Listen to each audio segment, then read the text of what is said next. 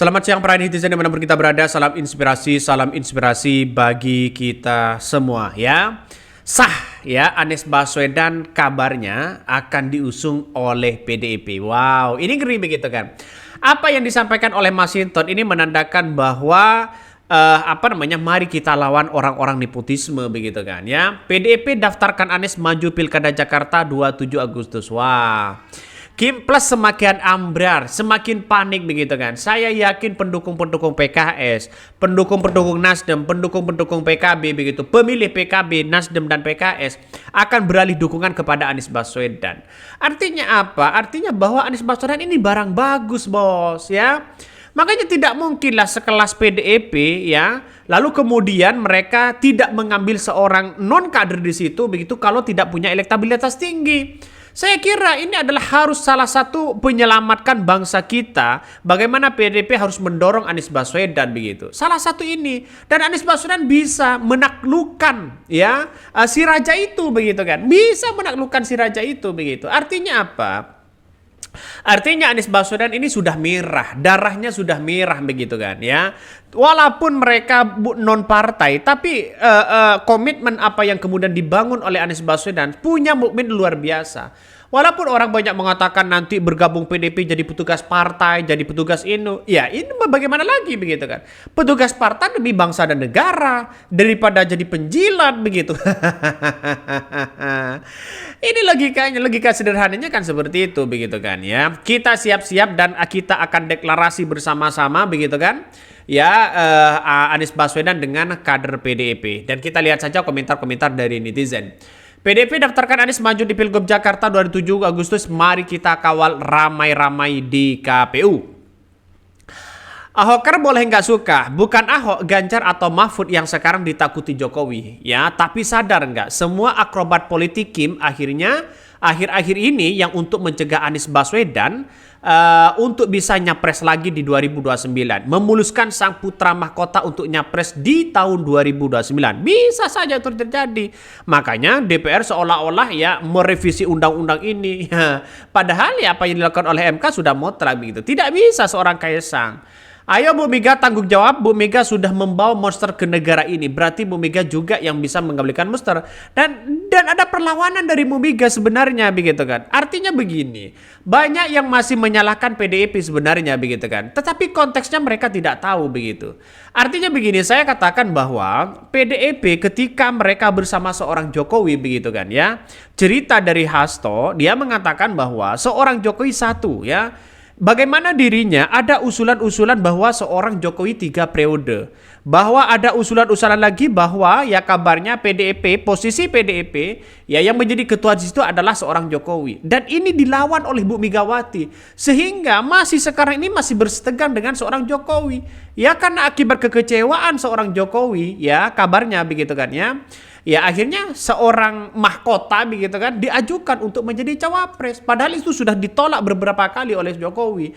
Artinya apa? Artinya secara tidak langsung bahwa seorang PDIP, seorang Megawati sudah menolak nepotisme itu begitu kan. Dan ini menyelamatkan bangsa dan negara kita. Ya jangan salah di situ begitu kan. Artinya coba bayangkan kalau PDIP memuluskan 3 periode dari seorang Jokowi, bukan tidak mungkin undang-undang itu bisa dirubah. Gampang.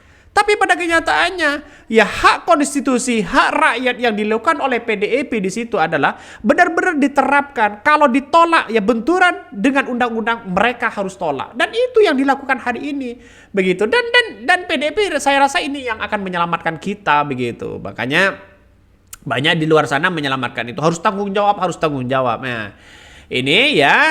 Jangan senang kalau belum resmi. Politik ini dinamis. Era sekarang parpol mana yang bisa dipercaya? Ini komentar dari netizen.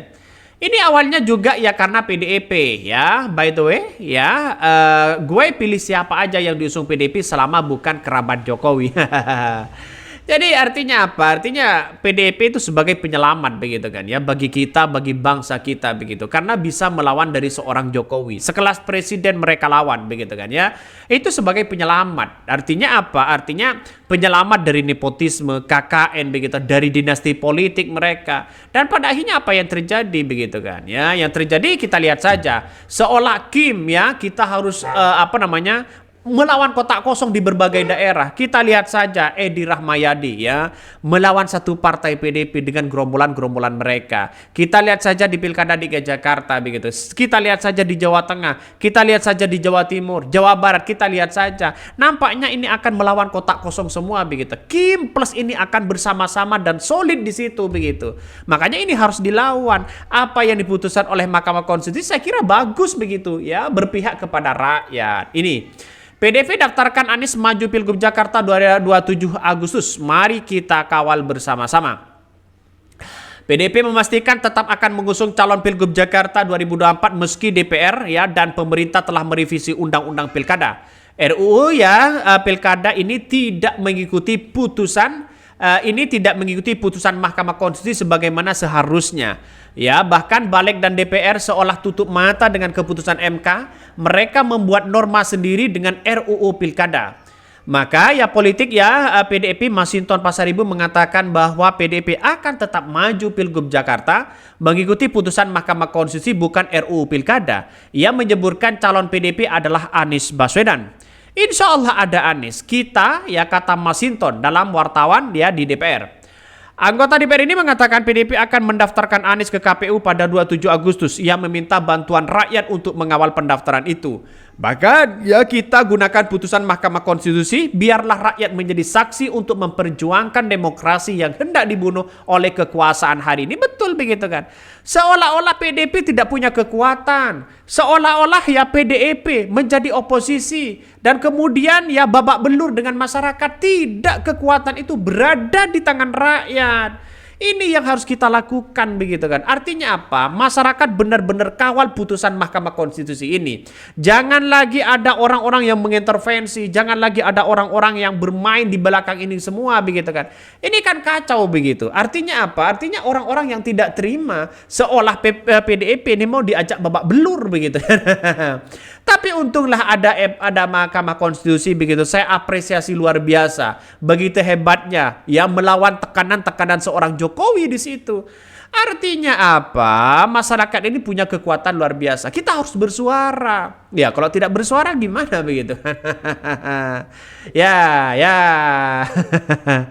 Lebih jauh Masinton mengatakan konstitusi itu hukum tertinggi ya.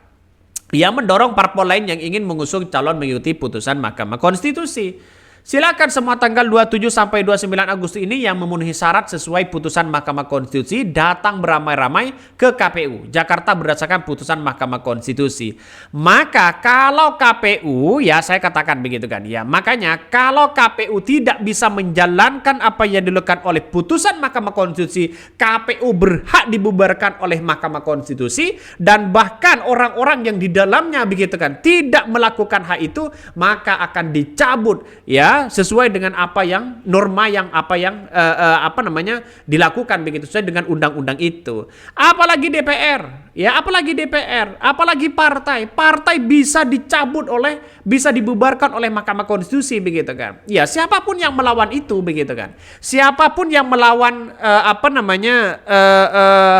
ingin melawan putusan Mahkamah Konstitusi, ya silahkan coba-coba aja begitu. Dari partai mana begitu? Makanya saya tantang dari partai mana yang ingin mencoba ya mempreteli Mahkamah Konstitusi. Kalau Mahkamah Konstitusi sesuai dengan undang-undang mereka, dengan jalur yang sehat, dengan jalur yang baik begitu, saya kira bisa dibubarkan. Hati-hati loh partai itu begitu kan. Dan kita lihat ya partai mana yang selalu mengotot begitu kan ya, seolah-olah sing paduka raja bisa nyalon lagi begitu. Jangan dipilih dengan hal-hal seperti itu. Ini hanya membuat orang ya bisa pecah belah.